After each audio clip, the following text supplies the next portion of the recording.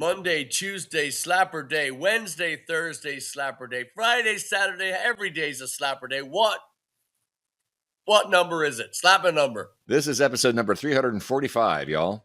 345. Ladies and gentlemen, welcome to Blaggards weekly podcast. We are number 7 in the rock and roll podcast world. We are ranked number 7. Did you know that? Did anybody know that? Well, No. Don't take it to the bank because I just made it up. I just don't know of any rock and roll podcasts are, but I would say that we're easily number 7 in the world as far as we're going to climb higher, but right now we're just we're finding our feet. 300 and Turbo says 345 episodes in. Why is 345 a rock and roll number? Please tell us, Turbo. That's when we used to get out of school, 3:45, and we would all jump in the cars and take off to band practice. And 15 years old, and we practiced in our friend Eric's garage for a while. And I swear we only got 45 minutes to an hour, and the cops would show up and shut us down. But like I was telling you, they were super cool. They'd be like, "All right, you get an hour," and then that's it. The neighbors hate it. And so we would just play as loud as we could. I mean, we would just take the volume and like, and just max out, and then an hour, and then we take off. It was awesome. Give us a start to finish rundown as best as you can remember. Give us a start to finish. What does a rehearsal at 15 years old entail? Start us at the beginning, and remember, it's Arizona in a garage, so it's not cool, if you know what I mean. No, it's hot. Typically what it was a member of the band learned how to do something on their instrument, whether it was a drum beat or I swear, this is it. I remember somebody learned how to palm mute. Somebody learned a little riff, and then we would just play it over and over and over. And then everybody else would like stack parts on it, and that's just how and then it became a song. And then we're like, all right. And then we learn another part and be like, wait, that'll fit with that part. And you just start putting songs together. But typically we'd write all the music first, and then, whoever was a singer back then, we had a bunch of different singers, and they would just come in and do their thing. Oh man, it was good. Chad, as best as you can remember, same question. Give us your favorite early memories of band rehearsal. What did it entail? Yeah, it was kind of similar to that, except we never actually arrived at any complete original songs. Without talking about Elemental Penguin, we get together, on a school night at somebody's house. We started off in our original drummer's rehearsal where it was like they had it's a shack in his backyard, and then we fired him and hired our second drummer, and then we started rehearsing it in his house. But it would be literally, I think we'd spend like the first hour just tuning because that was such a huge challenge. Dwight would play a note on his keyboard, and Jason and Sean, the bass player and the guitar player, would be like ding ding ding, and Dwight would go, no, that's not right. Just up a little more. Like, you got to get right. I'm just standing there like fiddling my thumbs going, God damn it. And then we would start playing the actual song, whatever we were working on. And for weeks, it would be like just one song. Like we just try to get the groove down to one song, and we just hammer it over and over and over again. Cause we were just so inexperienced. So we just we didn't know what we're doing. So it was a little mind numbing. Yes. Yeah. I sense a theme. Yeah. Yeah, I sense a theme here. Yeah. So let me ask you this. So today, 3 old men go back to the studio or this garage or wherever the hell you're rehearsing. What would you tell tell your younger self to change in that rehearsal, in those rehearsals on those days? Buy a tuner. We didn't have a tuner. That's why we were going in circles with that problem, for one thing. I don't know if I would change anything. I just wish we could have done it more. I mean, we couldn't get enough of it. It was like we would play until somebody shut us down, And so I think maybe sitting with acoustic guitar, maybe like kind of breaking it down a little quieter, because we would punish our ears. We didn't have the etiquette of longevity. It was more just today. And so I would change that, because there was times where, man, I had ear ringing for years. I don't have it anymore. It kind of just, whether I've gotten used to it or it's settled, I don't know. But it, it would just be whoa for all the time, because you're just, everything's 10, just maxed out. And so, but you reminded me of something when Chad, when you were talking, I'll never forget when we drove. I think we were 17, 16. And it was like, hey, I'm going to go stay at my friend's house. And we took off to California, like a different state, and didn't tell our parents. And we drove and got our first PA. Like we got a PA and we bought it from this guy that somebody knew. Oh man, I remember we felt like we hit the lottery. Like and it was like, just the crappiest thing. I think it was a PV or something. I don't even remember, but it was just, that was really cool. I'll never forget that. We could barely fit it in the car. We had to shove it on our laps, trying to get it in there. Oh, That's cool. great. Yeah. Yeah. I'm going to ask Kurt on Ireland on the trip if he remembers that. I'm going to ask him if he remembers because he was with us, Yeah, that reminds me of so I didn't have a band. We had people that talked about starting a band, never did. But it reminded me of a time that we rented a PA, which seems to be a recurring theme when we go to fucking Ireland. We rented a PA and they delivered it to the house, and the drummer showed up and the guitar player showed up, and I was there. We had a pretty big house and set up in the sitting room. We worked on, Since You've Been Gone by Rainbow. Never got through the intro, but we did play it quite a few times. And the guitar player and the drummer both quit before it was time to pay for the PA. So, yeah, it was just a rental, but it was the same time. It was hours of da-na-na, da-na, da-na-na, da-na, da-na-na. I was like, wait a minute, because for a minute it sounds good, then for a lot of minutes it doesn't. So that was my only experience with, because I never had a band. I started very, very late. I started playing music very, very late. Always had a guitar, but started playing very late. But yeah, I would go back and say, find a drummer and a guitar player that you can fucking rely on.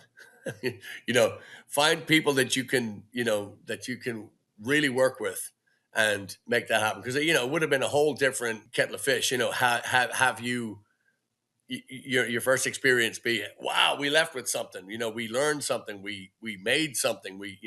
So it's a big deal. We have been meeting. So we were up in okay, quick segue here.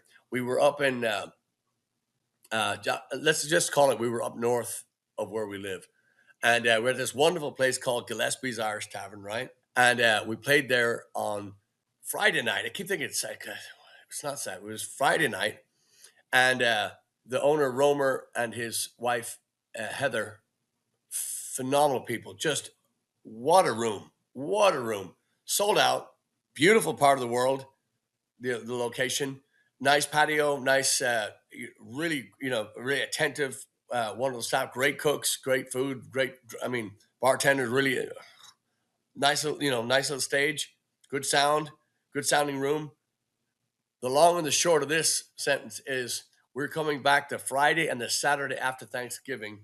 It is well worth it for the food. The friends of ours these people that we've known for a long, long time, and again, excuse me for going long-winded, but it's what I do. Going back to the Sherman Celtic Festival, where we met some of these fine people, and that's where we met the owner of Gillespie's, and he'd heard us play, and he came down and said, "Man, you've got to come play my restaurant. This is what we're looking for."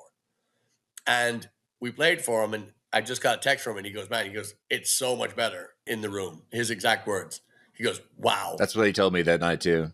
Yeah, people have already made their reservations for the Friday and Saturday after Thanksgiving, which we beg you, if you're in and around close to that area, Richardson, you got to go do it. It's well worth it. Can you both give me a little bit of your takeaway from last night? What I liked about the venues, when you go into a place new, you never know what to expect, especially one that's got food. You just never know what's going to happen, the volume. I thought the room absorbed the sound well. I thought, it sounded really good because the time I pulled my ears out and it sounded really good. But the owners are involved, and you could tell they got heart and soul in that place, and you could feel it all the way across. And I'm big supporter of that, being an entrepreneur side myself, but it was just fun. I just felt like we could let loose and just, there was no stress. Like it was just like, let's just rock and roll. And man, it was just everyone smiling, and it was really, I had a blast. So I was like, man, I wish we could have back to back this weekend. It'd have been cool to be playing there again tonight. But if you would have said, hey, you guys want to stay? I'm like, I'm staying. So yeah, I second all that. But this is a perfect example of a restaurant owner, or pub owner, venue owner who prioritized music. I mean, there's the stage there. We're not the first band he's had there. He's had a lot of, our friends Plunk Murray have played there many times. He's done the groundwork. He invested advertising. I noticed he had bought ads on social media for this. He's been advertising it for weeks. And so this is a guy who's thoroughly dedicated to having music in his place, just like Christopher Steele, just like Jerry at the Hibernia. This was always part of their business model from the day they opened their place. Aim Infinity. Aim Infinity. That's always going to translate to better shows when you cultivate the audience that you want to have, the clientele you want to have. You're paving the way for bands that are going to play in your place in the future, and that's just a beautiful thing. It's the best of all possible parameters, for people like us. I'll give you that. I will concede that point, because the other thing is too, the faith that was given us, the confidence that they had in us coming in and doing it. They've never seen us run our own sound. They saw us play at the festival, so they know there's music there, and there's something there that's going to jive with their custom. It's going to fit.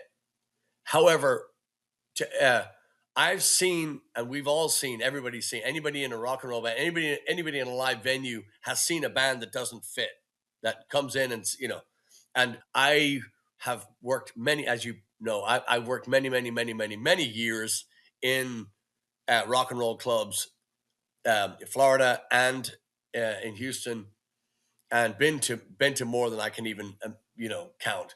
So when you see that band that doesn't fit in that venue, or comes in and decides that they want to overpower everybody with just a sonic assault, you're pissing the wind. There's nothing. There's no good that comes out of it. Nobody leaves and says, well, So it is really nice to have that. That's another thing. I mean, you talk about Chris Steele, Aim Infinity, Jerry from Hibernia. All these people come in. They just let you do your thing. Continental Club obviously has their sound, but they play for the room, or they let you have the room. It's really important. Unless of course you're a thrash metal band playing at a tapas restaurant or something. There's not going to be there's not going to be much of a market for it. So that sounds like a good show.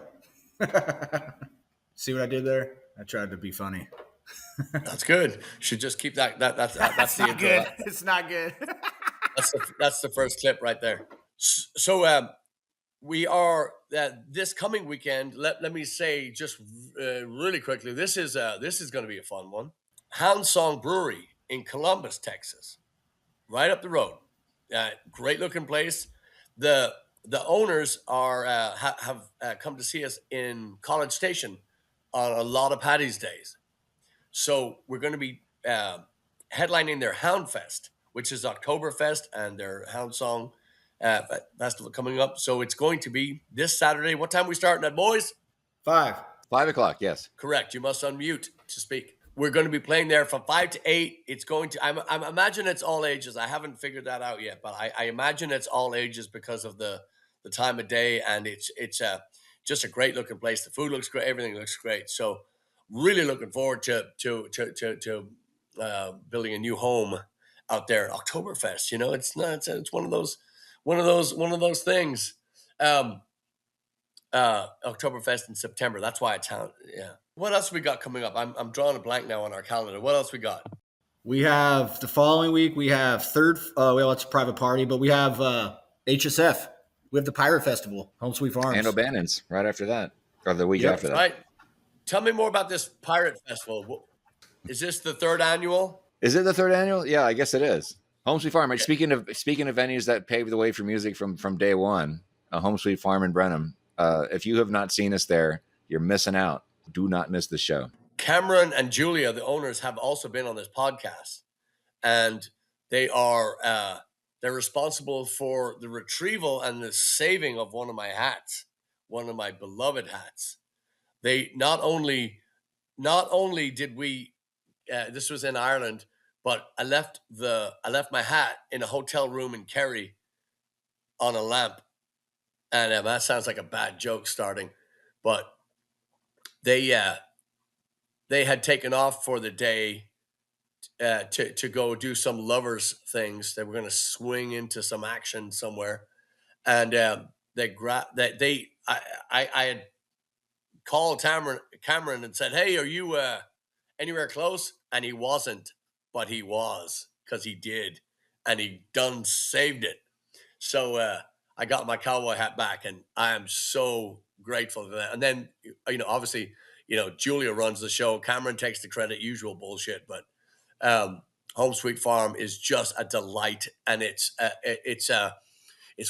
one of those places that has a magic to it, not just because they run a good venue, but that place has magic in it. Definitely does. They're going to add to this pirate festival every year. We started off first, and we made it way too hot, meaning we cut the nipples out of our shirts. Wrong thing to do. And we had to move it. We had to move the date because of all the moisture that was created. So last year was brilliant. They did fire dancers, they did face painted, they did vendors, they did. Just made it a lot more pirate festival flavored.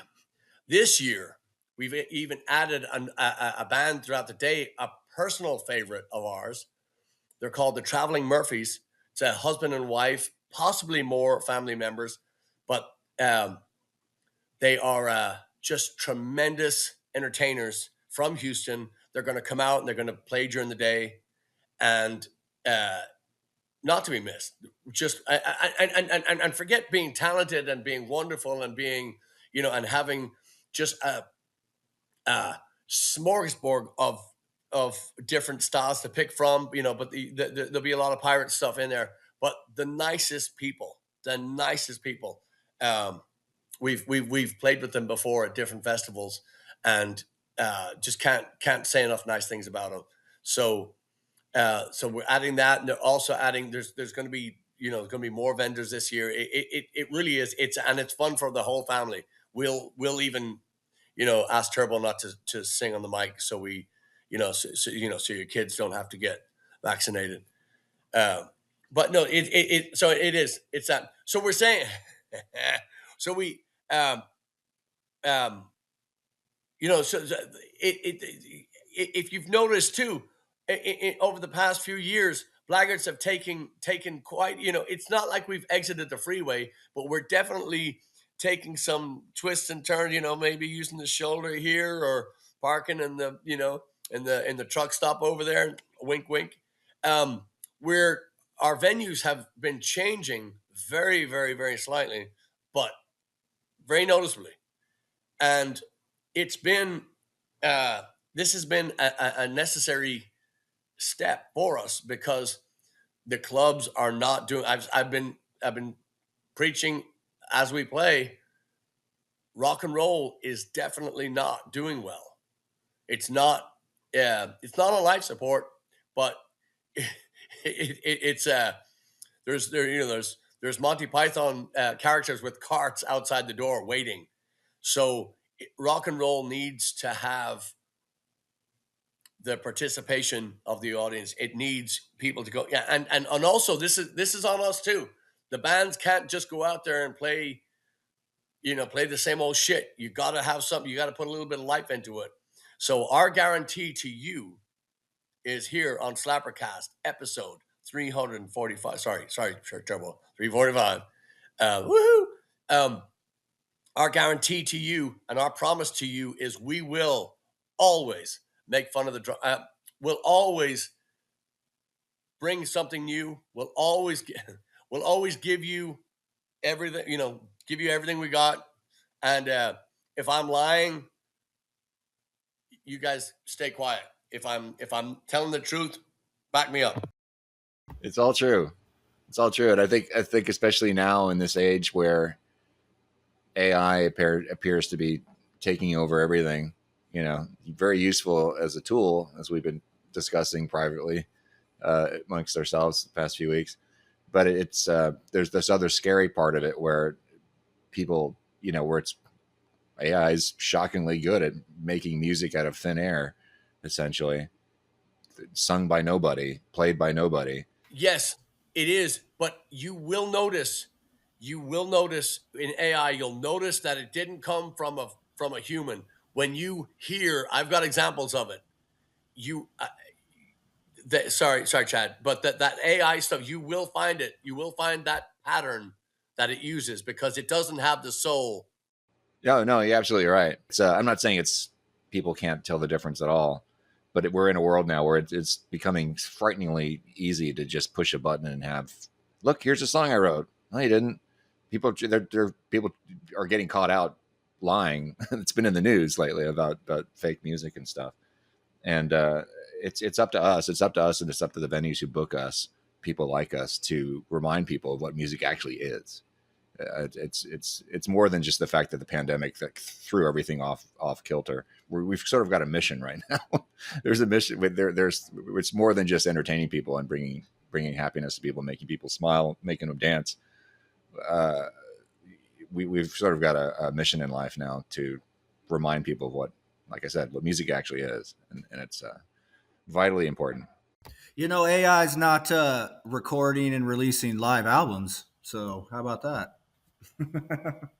Very true. Suck it. This is why we don't make fun of the drummer. Yeah. See what I did there? I'm like, Yeah. Let's go. I did. That's well said. And let me push this out here and see what you want to do with it. Next week here on SlapperCast, we're going to be talking about mixing down our live record that we have just recorded. Where did we record it? College Station, Kingwood. But guess what? We record every show. And I believe that we have some sleeper songs that might still make this record that arrived in another show. I'm going to tell you right now. Can anybody tell me, and I'm going to mute my mic after this, but can anybody tell me which song was executed the best? Which song was performed to our standard at Gillespie's Tavern? I'll go first. I know we kind of touched this already, Patty, but I'm going to give you two songs.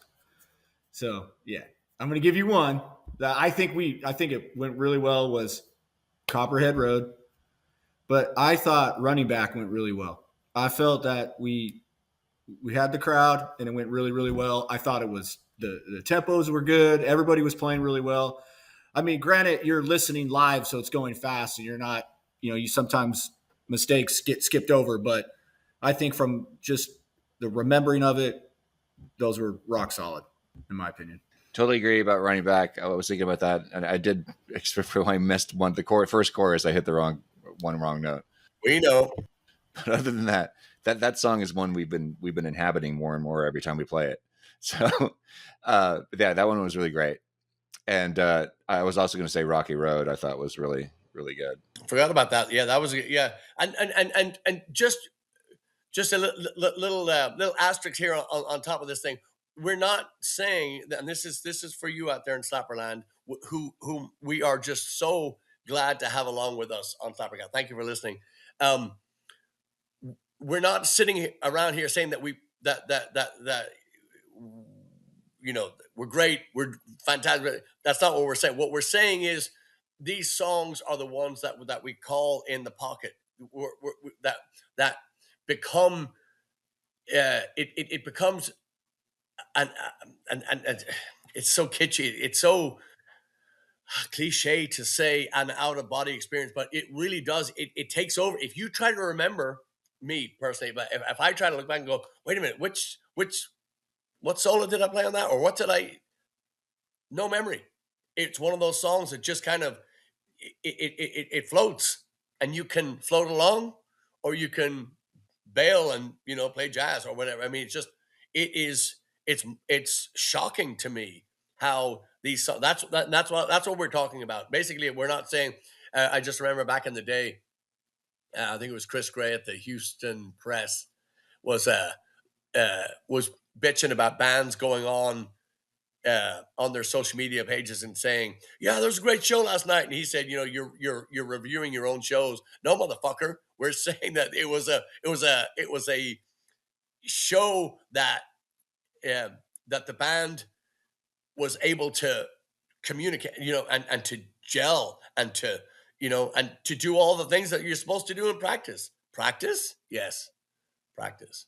That show, I remember a show we played. It's been a while, but we played at Sherwood, and this was that crazy hot one that we played. And but we played the evening set, and I remember telling you, man, I think I came home first, but I was like, that was one of my favorite sets we had since I joined. And the reason why is because we were kind of turning farther than we normally turn, and just it's like I still got goosebumps. It was kind of like the communication changed, where we just were like, I was like, oh man, it's like when you hit that good shot, and you make that swish 3-pointer. You're like, that's what I'm trying to do. Like that's why you're playing and playing and playing and playing. You want that to deliver that to the crowd. Like, oh man, it's just, there's nothing better than that, dude. That's sexy. You're just like, yes.